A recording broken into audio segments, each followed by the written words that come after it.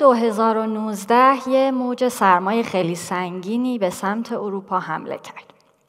تا حدی که چیزی بیشتر از 80 نفر جونشون رو از دست دادن. آدم‌های زیادی توی ایستگاه‌های قطار و فرودگاه‌ها بلا تکلیف موندن.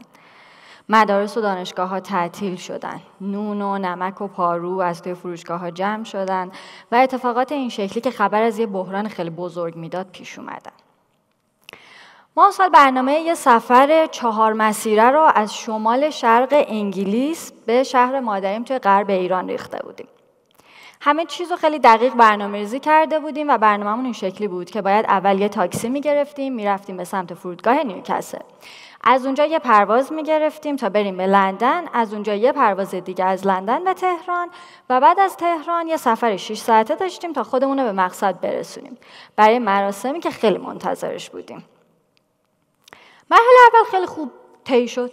رفتیم و رسیدیم فرودگاه، با یه صف خیلی عجیب غریبی روبرو شدیم. که خب بله، خبر از این میداد که برف خیلی جدیه و تأخیری برای پروازها پیش اومده. 1-2 ساعت تأخیر داشتیم و بالاخره سوار هواپیما شدیم. رفتیم و خودمون رو رسوندیم به لندن. خیلی بدو به سمت چمدونا رفتیم که چمدونامون رو بگیریم و بریم برای پرواز بعدی. انتظارمون یه ذره بیشتر از حد مورد نظر بود. چمدونامون هم در نهایت نیومد و همین انتظار باعث شد که ما از سفر بعدیمون، از پرواز بعدیمون جا بمونیم. خب حالا ما 4 نفر توی یه شهری 500 کیلومتر دورتر از محل زندگی خودمون بدون چمدونا توی فرودگاه گیر افتاده بودیم. در کنار خیلی آدم‌های دیگه‌ای که همینطور به تعدادشون داشت اضافه می‌شد و خبر نداشتن که قراره خیلیاشون تعطیلات کریسمس رو روی همون صندلی‌ها توی همون فرودگاه بگذرونن. من موقع یه نوجوان 15-16 ساله بودم.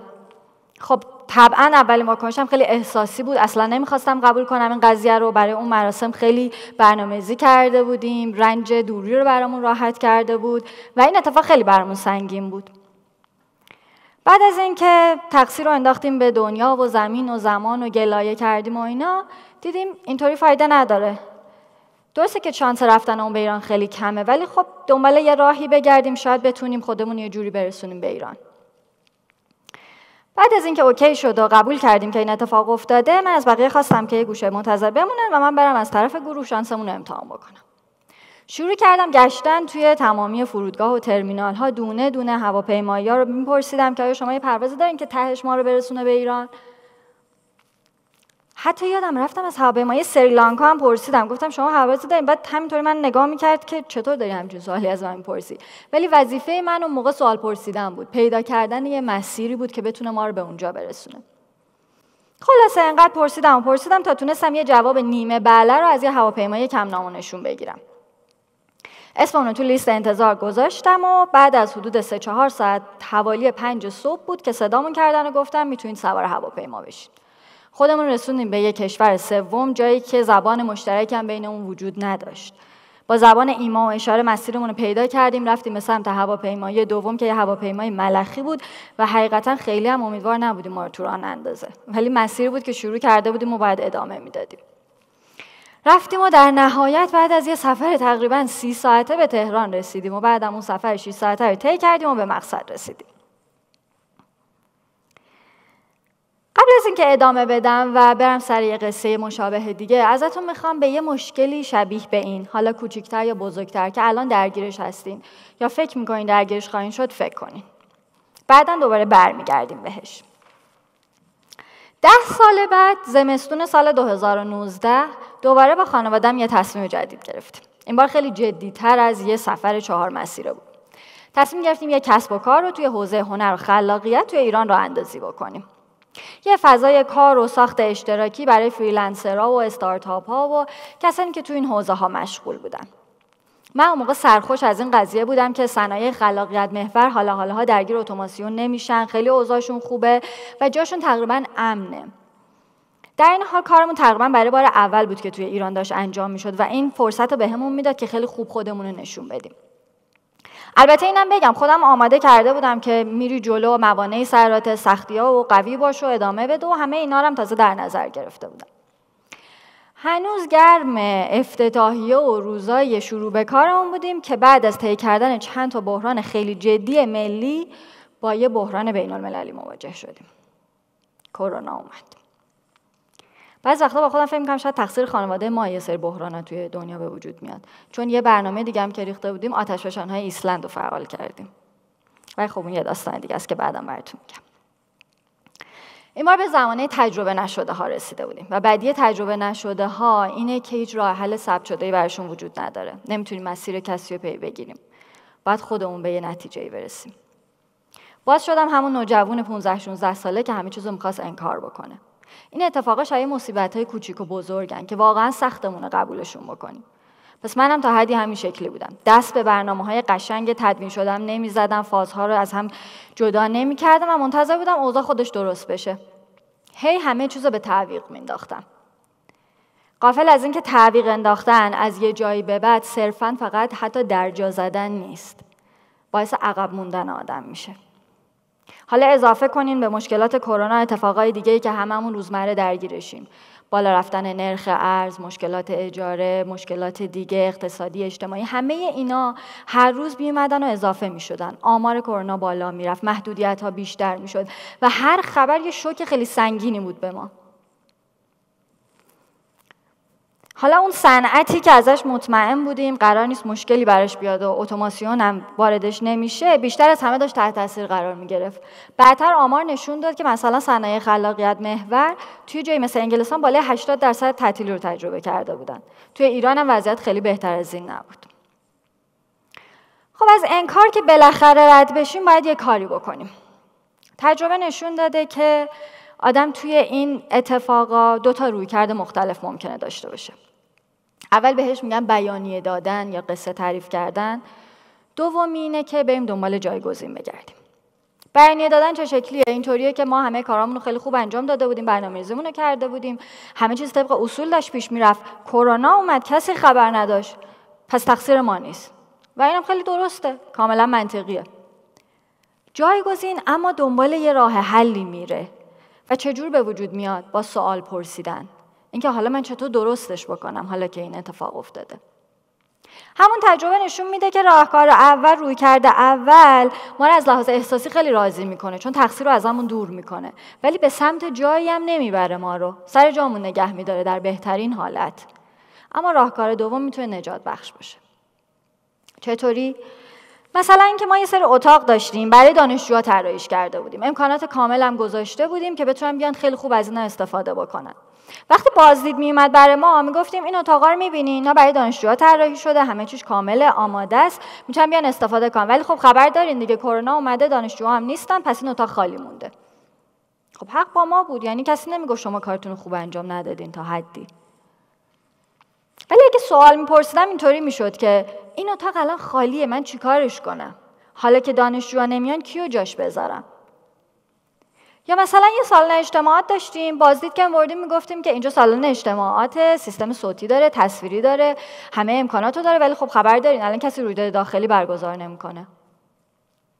و خب دوباره سوالش این میشد که من چیکار کنم حالا که کسی رویداد برگزار نمیکنه؟ از این محیط چه استفاده دیگه میتونم بکنم؟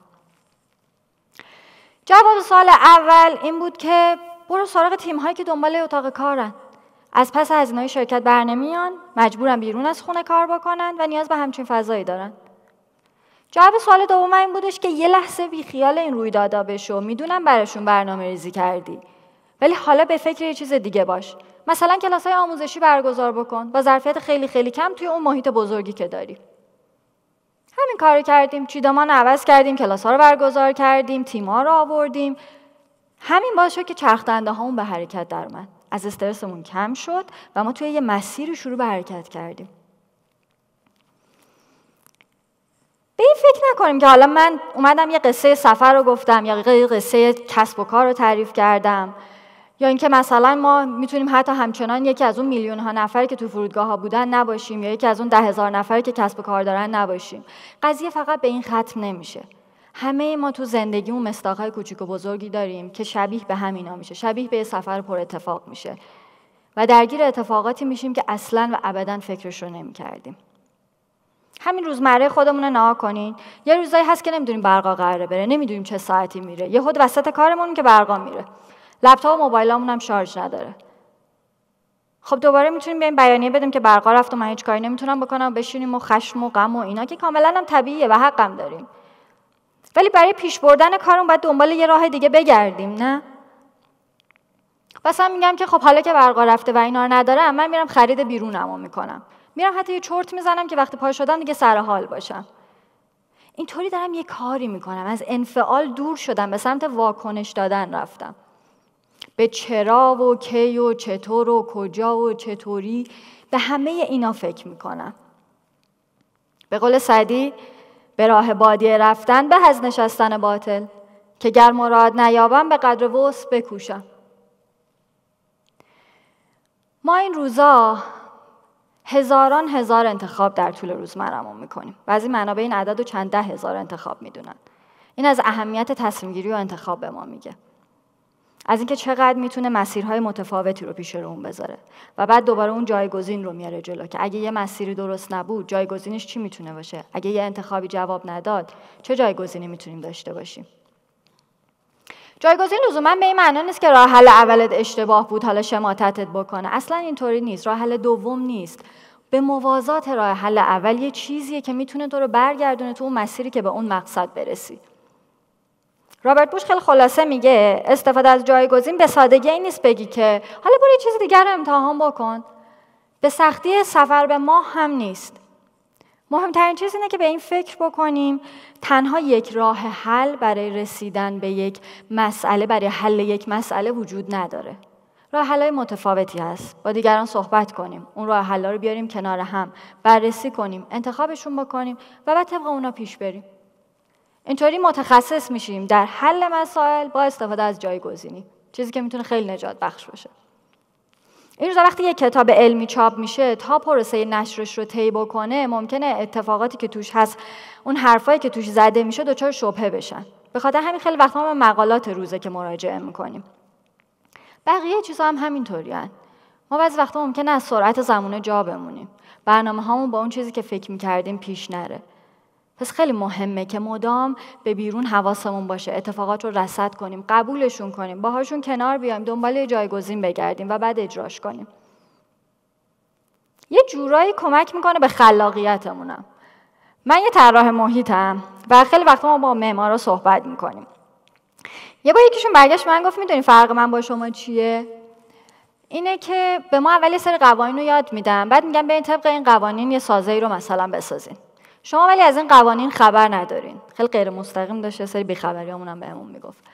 خبر ندارین، میرین هر چی که دوست دارین طراحی میکنین، بعد میگین خب حالا بریم بسازیمش. به این معنی نیست که ما از قبل به اجرا فکر نمی‌کنیم. ما هم همه اون واحدها رو گذروندیم که یک چیزی که طراحی میشه حتما باید قابل اجرا باشه. ولی قبول کردیم که فقط 1، 2 یا 3 راه حل برای حل یه مسئله، برای اجرا رسوندن یه پروژه نیست. امکانات امروز خیلی خیلی بیشتر از این حرف است. همه اینا رو گفتم، حالا برگردیم به اون مشکلی که هممون اولش بهش فکر کردیم. ازتون میخوام این دفعه به جای اینکه تعریفش کنین سوالیش بکنین. اون سوالو به سوالهای خیلی خیلی ریزتر تبدیل کنین. برای هر کدومش دنبال جواب بگردین. جوابا رو کنار هم بذارین. و بعد به یک مسیری برسین که شما رو بلند کنه و راه بندازه و صرفاً تماشاگر این مشکلات نباشین. اینطوری وقتی اون برج بلند رویاهامون جلومونه یهو از هم نمیپاشه، چون شوک نمیشیم. اتفاقات و اخبار دیگه دیوهای دو سر نیستن. ما آماده ایم، ما منتظر غیر منتظره هاییم. میتونیم نسبت به اونها واکنش بدیم و پیش بریم و امیدواریم که جایگزین هامون جواب بدن. برای رسیدن به یه مقصد شما میتونین پیاده، با کالاسکه، دوچرخه، ماشین، کشتی، اتوبوس، هواپیما و خیلی چیزای دیگه سفر بکنین. هر کدوم مزایا و معایب خاص خودشونو دارن.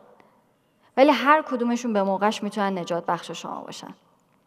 الان که دارم از این چیزا براتون صحبت میکنم، مشکلای ما هم تموم نشده. قدیمی‌ها جاشونو به جدیدا دادن. حتی سخت‌تر و سنگین‌تر شدن. ولی من دیگه قبول کردم که روال دنیا همینه. باید بگردم دنبال یه جایگزینی. باید یه مسیر دیگه پیدا کنم که باز منو سر همون مقصد ببره. و یادم میمونه که یه جاهایی باید بی خیال اون چمدونا بشم تا به مقصدم برسم. چون همون چمدونا هم 4 هفته بعد وقتی دور دنیا رو زدن برگشتن خونه. مرسی.